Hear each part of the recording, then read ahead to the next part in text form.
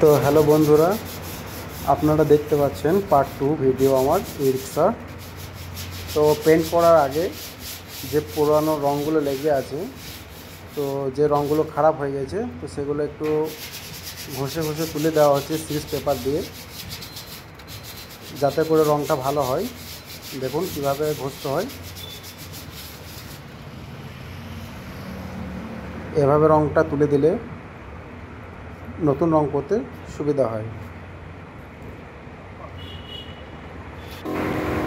আর বন্ধুরা, আপনাদেরকে দেখাচ্ছি যে ই রিক্সা পিছনে দেখুন কিভাবে ব্ল্যাক কালারটা করছে, সেটা দেখাবো। দেখুন ই রিক্সাটা আমরা পাল্টি করে রেখেছি যাতে রঙটা করতে সুবিধা হয়। দেখুন ভিতরে অবস্থাটা দেখুন কি ছিল, আর দেখুন রং করার পর কত সুন্দর লাগছে। এটা হচ্ছে rubber pen, black rubber pen যেটা বলে। এটা দিলে আর কি আপনার পিছনে যে চেচিসটা আছে সেই চেচিসটা খারাপ হবে না। আর এই রঙটা মিনিমাম আপনি 4 থেকে 5 বছর ইউজ করতে পারেন, তারপর আবার নতুন রং করতে হয়। তো এটা 5 বছর আপনাকে দেখতে হবে না। দেখুন কীভাবে রঙটা করছে। আর এরপর আপনাদেরকে দেখাবো যে সামনে রং কীভাবে করতে হয়। পেছনেটা হয়ে যাওয়ার পর